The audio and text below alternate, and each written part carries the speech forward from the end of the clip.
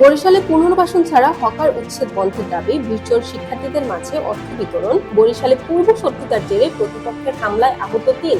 5 দিন ধরে ইন্টারনেটের ধীরগতি স্বাভাবিক হতে লাগবে 1 মাস।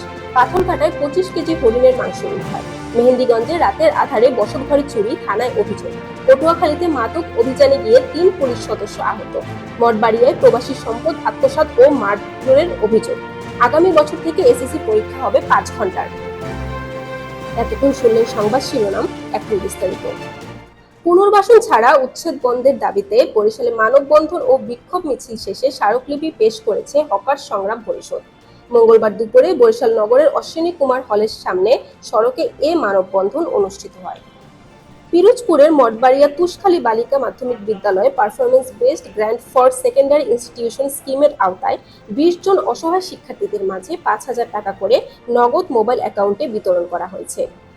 বরিশালের 27 নং ওয়ার্ড ইন্দুকাঠি এলাকায় পূর্ব শত্রুতার জের ধরে মোহাম্মদ খোকন হাওলাদার ও তার স্ত্রী নাজমা বেগম এবং মেয়ে সোনিয়া আক্তারকে কুপিয়ে পিটিয়ে রক্তাক্ত জখম করে হত্যার চেষ্টা চালিয়েছে প্রতিপক্ষ সন্ত্রাসীরা বলে দাবি পাওয়া গেছে।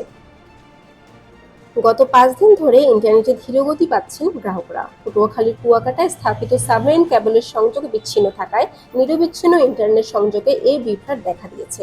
জানা গেছে 19 এপ্রিল দিবাগত রাত 12টার দিক থেকে সারা দেশে ইন্টারনেটে ধীরগতি দেখা যায়। বরগুনার পাথরঘাটায় গোপন সংবাদের ভিত্তিতে অভিযান চালিয়ে 4টি পা সহ 25 কেজি হরিণের মাংস উদ্ধার করেছে কোস্টগার্ড।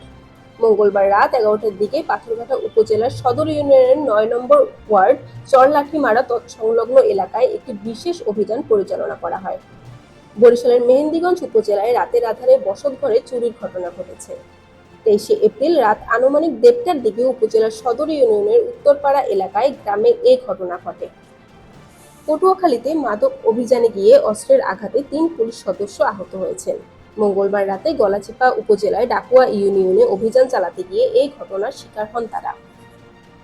পিরোজপুরে মঠবাড়িয়া প্রবাসী নিজ ঘরে চাবি না দেওয়ায় স্ত্রী ও শ্বশুরবাড়ির লোকজন মারধর করেছে বলে অভিযোগ পাওয়া গেছে।